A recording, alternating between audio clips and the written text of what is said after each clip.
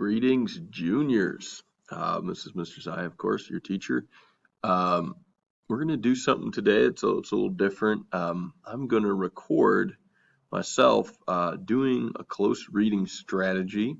We'll do this throughout the year. Sometimes we don't have time for a mini lesson in class. I might assign this as homework because it's the first time we'll do this in class.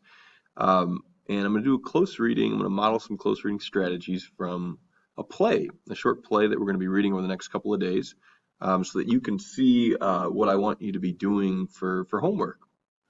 So the play's called No Child. We've had a little introduction of the play and the playwright. And the skills that we'll be working on are two. We want to generate a question using what we've learned about word nerd and word nerding out. You've been doing some of that with your independent reading book. We'll talk about how to generate a good question and then use text from or use evidence from the text to support a response to that question. And then we'll talk about generating good questions for discussion, good open-ended questions. So I will read aloud and do some thinking from the play for you, and then also model in my homework notebook what this will look like, so that when you are doing your homework tonight, you have this to refer to as an example. If you want to look back at the video on YouTube, you can do that. All right, so let's jump on in, do a little read aloud, and then model the word nerding and discussion. All right, so we have No Child, and we notice the playwright's name, Nalaja Sun. We've learned a little bit about her already in class. We know if the play may perform with one actor, and that's actually the version that I've seen where Nalaja Sun is actually doing all the roles, and there's just 16 characters. Your homework tonight is to read 11 scenes, or up to scene 11, so 10 scenes, and then might be like, oh my goodness, that's 10 scenes. It's 10 pages. It's not that much, and we'll read one right now as a group today. So we've got all these characters. I notice Ms. Sun, who's the playwright, is also one of the characters. She's a teaching artist. And then Ms. Tam is a teacher. And then we just got a lot of students. We got a principal, a security guard, a substitute teacher, and a grandmother. So interesting cast of characters, I notice. And we're going to be beginning with the narrator, who's in his 80s. So I want to try to get my old man voice on. We'll see how that goes for me. We look here, we can see that it's set in New York. Scene 1 is school. Morning, the janitor enters, mopping the floor as he sings. He sings, "Trouble in mind, I'm blue, but I won't be blue always. Forgive me for my singing." He continues, "'Cause the sun's gonna shine in my back door someday." And notice he's addressing the audience. That's interesting. Now he speaks these words. Hear that? Silence. Beautiful silence. Pure silence. The kind of silence that only comes from spending years in the backwoods. We ain't in the backwoods. I'm thinking about retiring there. It's 8:04 a.m., 5 minutes before the start of the day, and we're on the second floor of Malcolm X High School in the Bronx, USA. Right over there is my janitor's closet. Just right of the girls' bathroom, and the smell of makeup, hair, pomade, and gossip fills the air in the morning light. There's Mrs. Kennedy's room. She's the principal. For 17 years, been leading this group of delinquents. Academically and emotionally challenged youth. Got a little sense of humor, this guy. She got a lot to work with. 17 feet below my very own lay $100,000 worth of a security system. This includes 2 metal detecting machines, 7 metal detecting wands, 5 school guards, and 3 NYC police officers, all armed. Guess all we're missing is a bomb-sniffing dog. Right over there, Miss Tam's class, and I recognize her from the intro of characters. She one of them new teachers, worked as an associate in the biggest investment firm in New York, then coming home from a long, dreary day at work, read an ad in the subway. Y'all know the ones that offer you a lifetime of glorious purpose and meaning if you just become a New York City teacher. The Devil's Lair in the IRT. I adore Miss Tam. She kind, docile, but I don't think she know what she got herself into. See, I've been working here since 1958, and I done seen some teachers come and go. I said I seen some teachers come and go. One more time for good luck. I've seen some teachers come and go, and I do believe it is one of the hardest jobs in the whole wide world. Shoot, I don't got to tell you that. Y'all look like smart folk. So he's addressing the audience in the theater. The most underpaid, underappreciated, underpaid, says it again, job in this crazy universe. But for some miracle, every year, God creates people that grow up knowing that's what they're going to do for the rest of their life. God, ain't he something? Now, you might say to me, Jackson Barron Copeforth III, boy, what you doing up there on that stage? You ain't no actor. That I know, and neither are these kids you about to meet. What you about to see is a story about a play within a play. And a teacher, or she likes to call herself, a teaching artist. Man, this is Nalaja's son. You heard about her. Just so as people know she's doing something else on her free time. The kids call her Ms. Sun, and in 2 minutes from now, she's gonna walk up them stairs toward the janitor's room and stop right at Miss Tam's class. She's gonna be thinking they done never. She's gonna be thinking she's gonna be something they done never seen before. Now I know what you're thinking. Oh, Barron, I know about the public schools. I watch Eyewitness News. What I got to say to that? Hush. You don't know unless you've been in the schools on a day-to-day basis. Hush. You don't know unless you've been a teacher, administrator, student, or custodial staff. Hush. Because you could learn a little something. Here's a lesson number one. Taking the 6th train in 18 minutes, you can go from 59th Street, one of the richest congressional districts in the nation, all the way up to Brook Avenue in the Bronx, where Malcolm X High is, the poorest congressional district in the nation, in only 18 minutes. Hush. All right. So we've got a really rich, lovely character, this janitor, Tanner Jackson Barron Copeforth III. And I want to do some thinking about him, right? Because my homework assignment, and I'll pull out my little handy dandy homework notebook. So you're going to be doing this where you've got your quick writes. Just you're going to label, instead of a quick write, you're going to put word nerd question discussion questions, no child. And if you want to write that down right now with me, that's cool. You're going to do your own. Obviously, you don't have to copy down what I'm doing. If you like to copy it down for your own notes, so when you're looking at your homework tonight, you can do that. It's up to you. So first, I'm going to start with a word that struck me from the janitor's speech.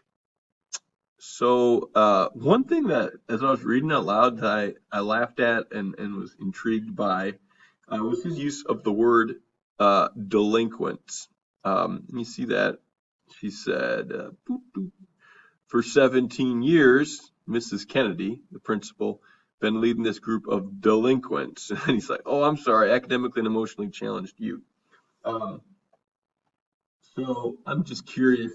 I'm wondering, I'm going to write my question out. It's a word nerd question. I'm doing that first.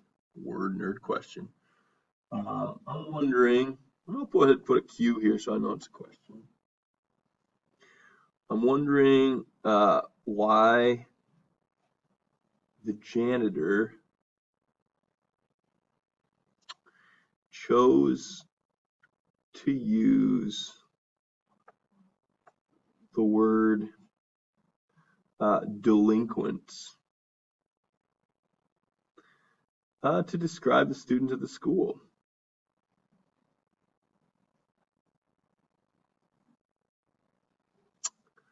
Now, I'm trying to make this a text-based response. So I've got my question here. This is very similar to what you do every day in class after you do your independent reading. Well, I look right after that, and he says, oh, I'm sorry, academically and emotionally challenged youth. So I think he's making a little judgment about the types of students that are in the school. They're academically and emotionally challenged. So one reason I'm responding, he might use this word.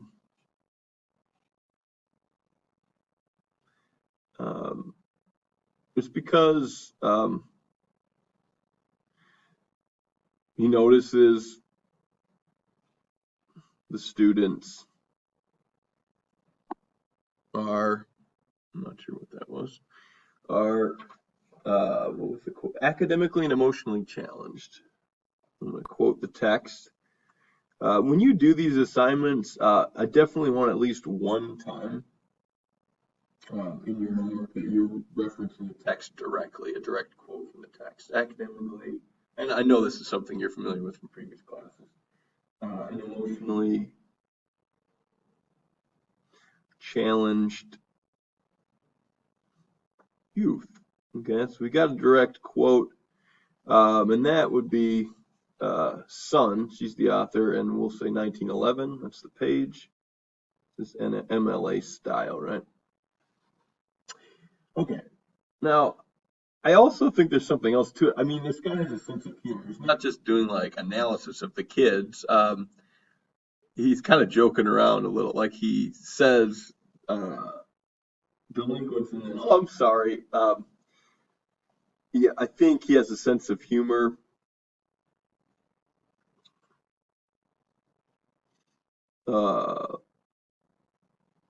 About the kids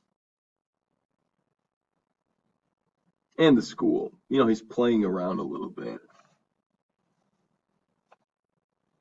He's playing with the word a little bit. Playing with the word a little bit. Okay. So this is just an example of what you can do with your word nerd. Now, it could have been like I could have had a word that I didn't know the meaning of. I know what delinquent is. I think most of you have heard the word delinquent before. So I've got a word that I know the meaning of, but I'm teasing out a little bit about why the author might use that particular word, and that's a great type of question. I would suggest I'm wondering as an excellent sentence starter.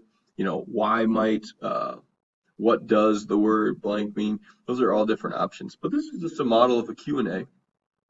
Now, you want to be able to share at least one word that you've word nerded out on and done a little reflection and offered some evidence for where you're finding it in the text. Very similar, like I said, to what you've been doing in your independent reading. Also, though, you want more of an open-ended question that might provoke discussion. So for that, as I was reading aloud, I was struck by the fact that that he repeats the word hush 4 times because he's addressing the audience. That's a question I feel like I'm going to put as a discussion question.